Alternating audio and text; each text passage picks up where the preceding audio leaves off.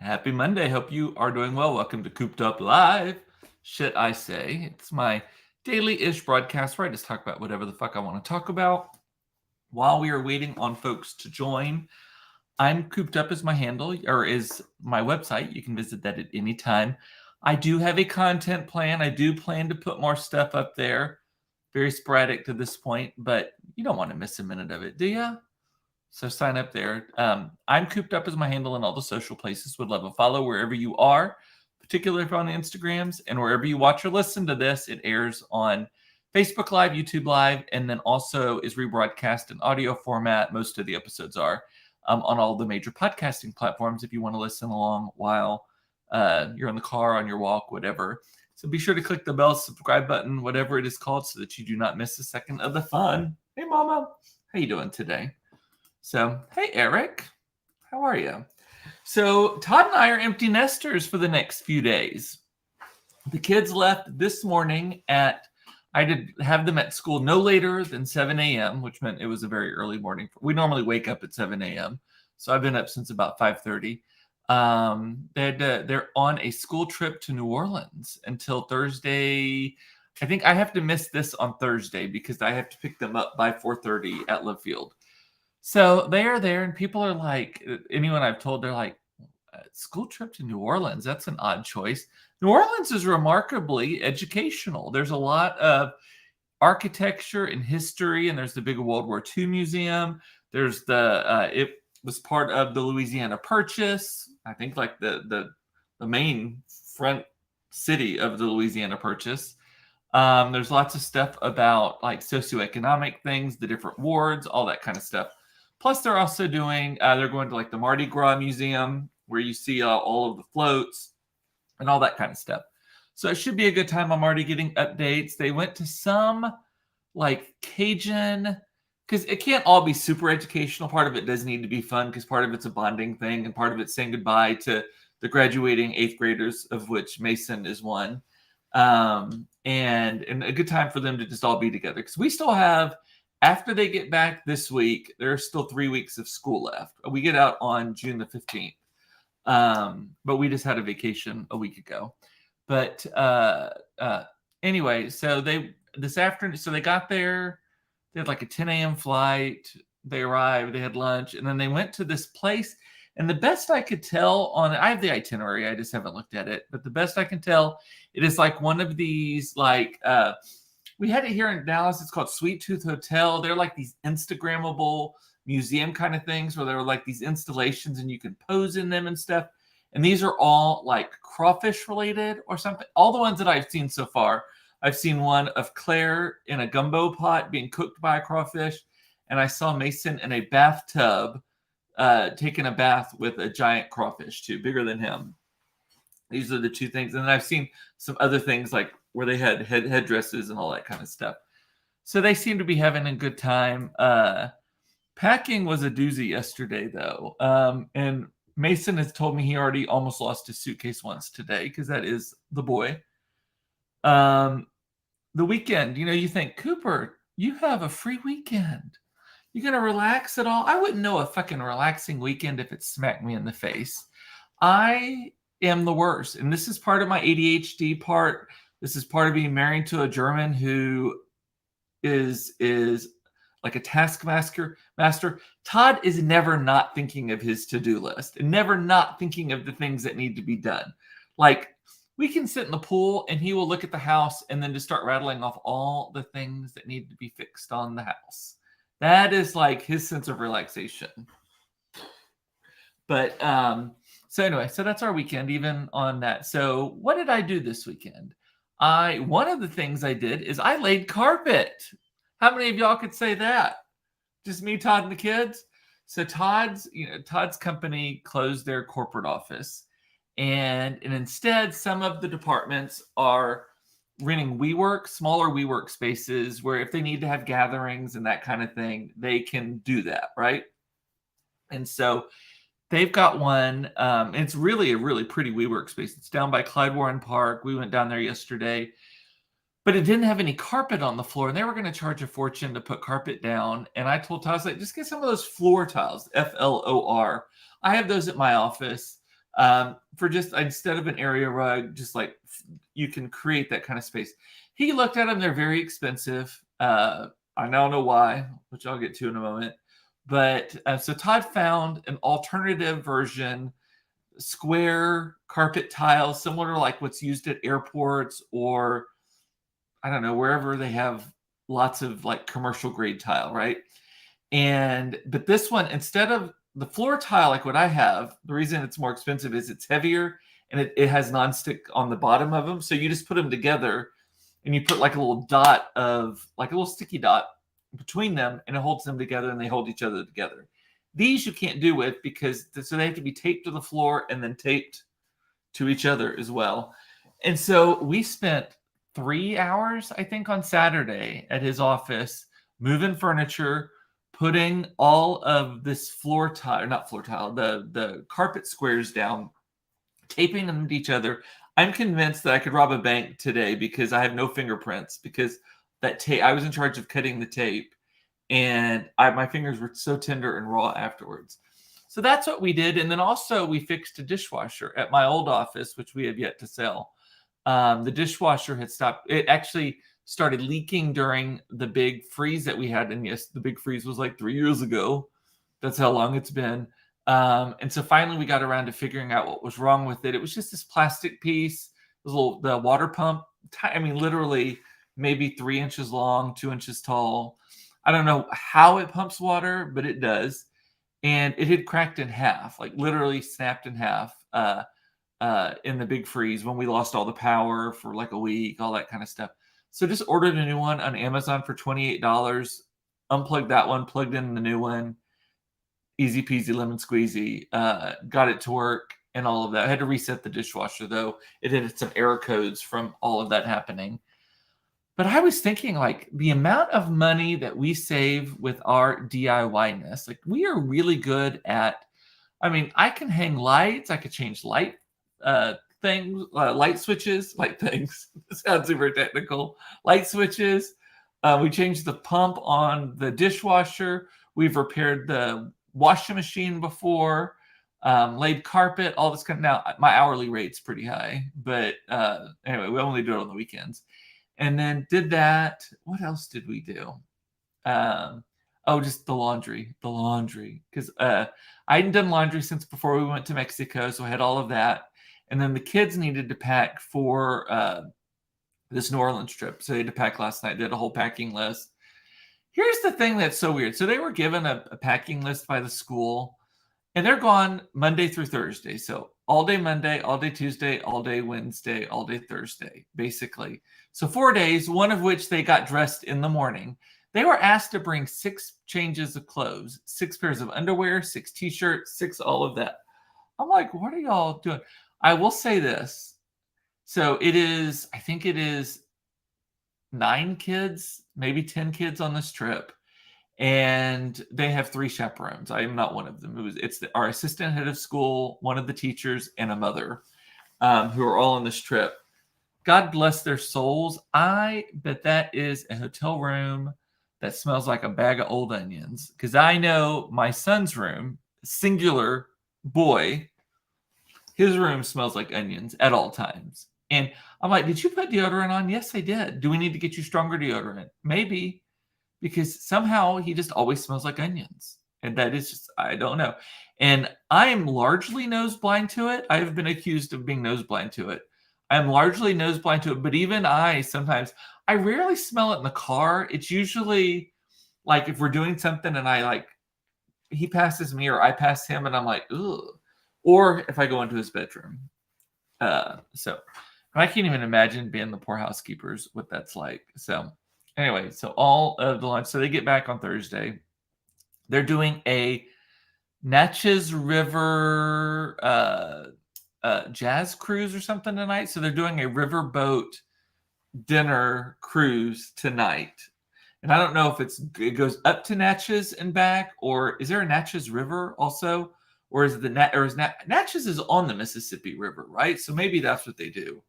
Or maybe they drive up to Natchez because it's not that much further north than New Orleans, right? I have no idea. I really should be a better parent and look this up. It's in my inbox. I just look at it when I need to. Yeah. So anyway, so what will we do with ourselves this week? So tomorrow night we have dinner plans. Eric, we're going to dinner with Eric tomorrow night to Dunstan's, where I've never been before. I'm excited about that. The adventure of my week, Eric. Should I lower my expectations a little bit? Like, I'm wondering on that because I don't know. Like, I can't in my mind. Like, I don't even have a visual of what Dunstan's looks like. I think I've been to the one that's on Harry Hines before. I think I was in college, and one of my friends I think there's a Dunstan's over there. Isn't there a Dunstan's off of Harry Hines, like North Harry Hines? It is because I was not dating. I was friends with a Dallas Cowboys cheerleader in college, and her family took her out to dinner, and for some reason I tagged along. That sounds right to me. I don't know, but anyway, anyway, so I'm excited about it. I've heard it's old school. Everyone who I know loves it. And they love it not because it's not necessarily the greatest food in the world or anything. It's just the whole vibe. So I'm there for that. So hopefully I haven't worked myself up to disappointment. I doubt that. So the one on Harry Hines, okay, looks very different from the one on Lovers. Well, you know what? It's been so long that I just remember it being there. I couldn't tell you if the inside was pretty or not or what. So Eric is saying, are they doing things in the evenings in New Orleans, talking about the kids, where they're expected to change clothes? I don't believe so. I believe that one of the ways that, so they had shirts printed, 4 shirts printed for each of the kids, one for each day in a different color, and they're required to be color coordinated. I think that is one of the ways that they're making sure that they keep tabs on all of these kids. So I think that they're wearing, like today they're wearing the purple and gold shirt, and tomorrow they're wearing the green and purple shirt. And then they have a gray and green one, and then they have a yellow and purple one also, or something like that. I don't know. What I could be getting it all wrong. But I know that they have to coordinate. So I don't know. And there is they're going to go swimming a couple of times because the hotel where they're staying, the lovely Hampton Inn and Suites in the Garden District, is going to, they have a pool and the kids are going to be swimming there. So at least that's a quasi bath, I think. I don't know. So what else? Oh, what are we going to do? We're going to spend quality time together. Well, here's my thing. This is my chance to not have to fucking cook dinner every night, because you know what? Cooking for 2 people is not fun. I can be a little bit more adventuresome, but you know what? I don't want to be. And we can maybe go to some restaurants. So I was thinking about maybe going to Encina tonight. That's a newer restaurant here in the neighborhood that we have not been to, that is a little bit more, upscale is not the right word. Adventuresome, I guess, in its cuisine. I don't know. So I was thinking about maybe going there tonight if they're open on Mondays. I'm not even sure if they're open on Mondays. Anyway, the other thing that I did today, so being up at 5:30 and dropping the kids off no later than 7, I got my walk-in early and I got to the office early and all of that kind of stuff. So I got a lot accomplished this morning. Well, one of the things I wanted to do earlier today, which I was unsuccessful at the result, but I did attempt it, is, have y'all seen on TikTok and on other social channels, but Home Goods and TJ Maxx and Home Goods are one and the same. Home Goods had this collection of large Golden Girls headshots, effectively portraits. That's the word. Golden Girls portraits of each of the 4 of them, decked out in Gucci with big sunglasses. The Dorothy Spornak one looked like a combination of Elton John and Dorothy, a Golden Girl. Well, so these have been all over TikTok that they're out, and I was like, I want to go see if I can get them, because I wanted them. I don't even know where I would put them. Probably somewhere in this room. It would probably require me to complete maybe my whole set here, redecorate everything. So I went up to Home Goods over lunch, and unfortunately they did not have them. I did not ask. I was too embarrassed to ask. And y'all know how fucking hard it is to embarrass me, but I did not want to be like, excuse me, do y'all have the Golden Girls things? Yes, you middle-aged homosexual man, we do. Come this way. With painted toenails. Yes. So no, I didn't ask. I moved every photo. They probably all were like, we see you, bitch. So they did not have them. I re-looked at the TikToks. The TikTok started about 4 weeks ago with this. So my guess is that they've all actually already sold out. I have seen that you can buy them online, but they're a little bit different. The ones online are the same base photo, but they don't have the sunglasses on.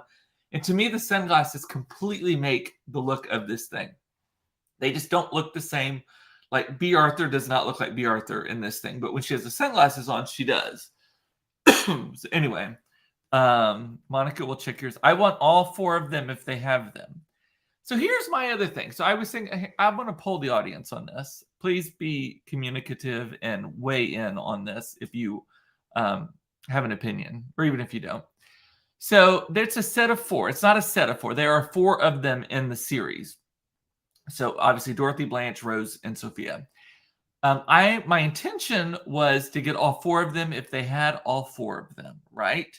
And they're quite large, by the way. I think they're like $80 a piece. Monica, I will Venmo you the money instantly if you do have them. And so there's 4 of them. But then I was like, what do I fucking do if there's only 3 of them? Or if there's only 2 of them? What do I, like if one of the girls is missing, I can't do just 3 of the Golden Girls, right? So I would then need to probably make a choice about just settling on 1, right? And I think that I would have to choose. I think I would choose Dorothy Sparnak, B. Arthur. She is my favorite Golden Girl. Her jokes are my favorite.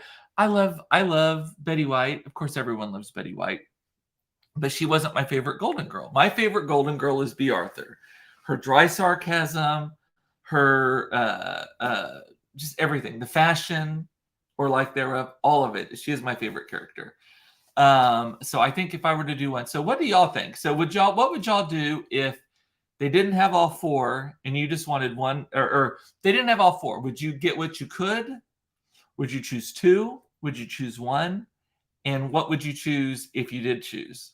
Please weigh in. I will vamp for there's a 20-second delay between the time I say the words and you hear them. So sometimes I have to vamp a little bit in case I don't want to go to the thing. So Eric is saying I'd absolutely pick Dorothy Sparnak as my favorite too. Yes. Let me see if I can find what they look like. Hang on. Golden Girls at, I'm going to say TJ Maxx because I actually have been seeing that. So images. So I can see a lot of TikToks about them. I don't know.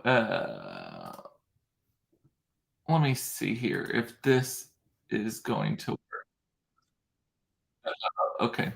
Here we go. I'm going to share my screen so that you can see what I am talking about in case you are, I understand, proceed. Here we go.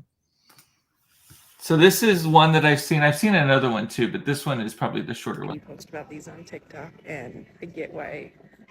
Wow. The whole gang is here. So Sophia, I love that one. That's the first one I ever saw.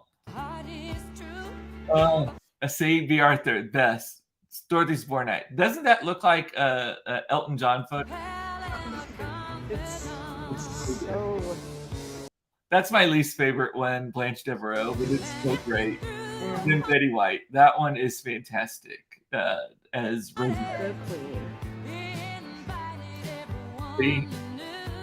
I love them so much. Anyway, that's what I want. Monica, if you go, please. If Mom just says she'd choose just one, which one would you choose, Mom? You're not. I don't know that how many people are super fans, but obviously I've got them there. I've got the Golden Girls Any Way You Slice It game right there, which funny enough I've never actually opened. I've got little magnets there. I've got a coloring book. I believe. Oh no, it's a. What is it? It's a. I've got Sophia's purse. You see, Todd was one year we were for Halloween. We did a foursome drag outfit. I was Dorothy Spornak. Todd was Sophia. That's the purse that he had from it. He looked everywhere for this, and it was just perfect. So this is the purse. That's just Claire used to carry it around a little bit too. She wore it to 100th day of school many times. I have Golden Girls Mad Libs, and then I have Golden Girls Thank You for Being a Friend, the children's book, the illustrated version. It's the theme song illustrated of some of the best scenes from the show. I just love it. Did I ever tell y'all that my children actually, so we watch it often. It is on constant repeat in our house. My children actually did not realize it was an old show. Like about a year ago, maybe 2 years ago at most, we're watching it and Mason goes, I've always wondered, why is this show so blurry? And I was like, oh, because that's how TV shows were filmed in the 1980s. They filmed them on tape, on videotape, not on film. And videotape is not high res film. That's why old movies are high res. And a lot of movies filmed in like the 80s are not, because they had tried to switch to tape. And he was like, really? I thought this was like now. Like he totally thought it was a current show, just that. So Eric's saying I've watched every episode of The Golden Girls several times. I have too. I still have the DVDs. I do not have the DVDs. However, I have this knack for, I can tell you for many Golden Girls episodes, you can start the episode and I can tell you what the last line is going to be. It shocks Todd. And of course, if you were to ask me to demonstrate it, I would be completely incapable of doing that. But there's been numerous times where I will just say this random line and Todd goes, why'd you just say that? And I was like, that's the last line, I promise. Sure enough. And one time it was the last line of a two-parter. Because there was a season where they did a lot of two-parters, like towards the end. And it was Excuse Me While I Play the Grand Piano. It was the Midnight Madness episode. That's the one. The fact that I know that. My God, the amount of brain space taken up by that. But anyway, so Mom would choose Dorothy or Sophia. The Sophia one makes me crack up. Like it is hilarious to me how like gangsta thug she is. But the ones that you can find online are just not as funny. They're just like more portraity. They don't have as much, like they're not zhuzhed up quite as much. So I'm surprised they haven't started showing up on eBay. I've not looked there, but so Eric's saying I wore sandals to school today for our Words Day, and kids were fascinated by my painted toenails. Mine are currently painted powder blue. It's an OPI color called It's a Boy, not worn by a boy. So, and then I have one other thing. So at lunch today, you know, I'm obsessed with AI, specifically ChatGPT. And I wanted to share something. So I was at lunch today with a friend who I ran into while I was out running errands. And in the course of the conversation, we talked about AI. He's someone who's in PR also. We talked about AI, ChatGPT, all that kind of stuff. But through the course of the conversation, he made reference to something that happened to him in his childhood where, and I'm not going to share names of who I was with, but where his dad walked in on him while he was masturbating in the living room. He was like 12 or 13 at the time. This friend is older than I am. John F. Kennedy had been assassinated the week before, and it was the day that like Jack Ruby was shooting Oswald here in Dallas. And that his dad walked on him masturbating in the living room. And while he was masturbating on the television, the news report was on about updates on the assassination and about Jack Ruby killing Oswald.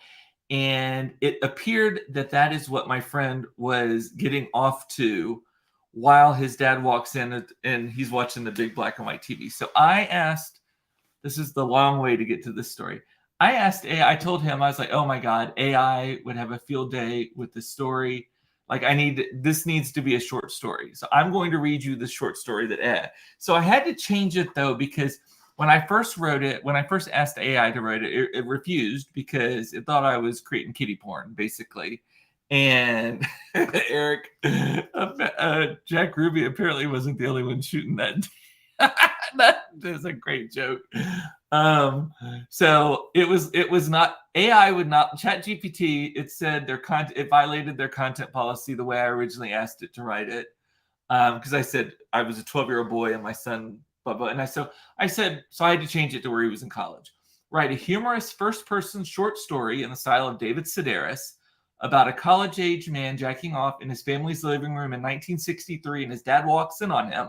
Because there's a large black and white television in the background with the story about Jack Ruby shooting Oswald, the son's dad thinks he's masturbating to the news about John F. Kennedy's assassination. The dad's not sure what to be more surprised about. That was the prompt that I gave to AI. So I'm going to read this to you, and then this will be the end of the broadcast today. So if you have any questions, let me know. I'm just going to put this out there. 1963 was not my best year. Yes, it was the year that my personal brand of individual expression got entangled with one of the most important moments in American history. And no, not in the way you would like to think. It didn't involve a rally or a protest or anything remotely political or influential. It involved me, my right hand, and a television set. Again, AI wrote all of this based on the prompt, no additional information. I was 19 at the time, and with college classes on summer break, my days had become just as predictable as a laugh-in sketch, which hadn't even hit the airwaves yet, for the record. I'd watch television until I'd seen every rerun of The Twilight Zone, then take the dog for a walk, and if it wasn't raining, I'd toss around the baseball with anyone who'd give me the time of day. But as the old saying goes, idle hands are the devil's playthings. And let's just say the devil and I were on a first-name basis that summer. One sweltering July afternoon, I found myself sprawled out in our living room couch. Okay, July, that's a little off, because wasn't the assassination in September, and then so a week later it would have been September stuff. Anyway, so that little fact aside. One sweltering July afternoon, I found myself sprawled out on our living room couch, home alone with a large black and white RCA television as my only company. The television was a hulking box that my father insisted on calling the family investment. It had been part of the family longer than me, so I suppose there was some logic to that. In the midst of my bout with my summer ennui, I think that's how you say that word, my hand began to wander, as the hands of young men are apt to do. Let's call it an exploratory mission into manhood, shall we? Anyway, there I was, engaged in my solitary activity, when suddenly the television flickered to life with a news bulletin. I was half-heartedly watching, half doing, well, you get the idea. Suddenly, I heard the key in the front door, and with the stealth of a cornered raccoon, I reached for the nearby Afghan. I flung it over myself like a gladiator's cape, hoping it would shield me from the impending embarrassment. And in stumbled my father, bristling from the aura of a long day at the office. His eyes flicked from me to the television and back to me. On the screen, Jack Ruby was shooting Oswald, a moment seared into the nation's collective memory. I could see the wheels turning in his mind, the 1 + 1 equation adding up to something entirely erroneous. Herman, he stammered. That's not my friend's name. Herman, he stammered. Were you just... His voice trailed off, unable to vocalize the confusion and horror that had seized his middle-aged brain. Oh boy.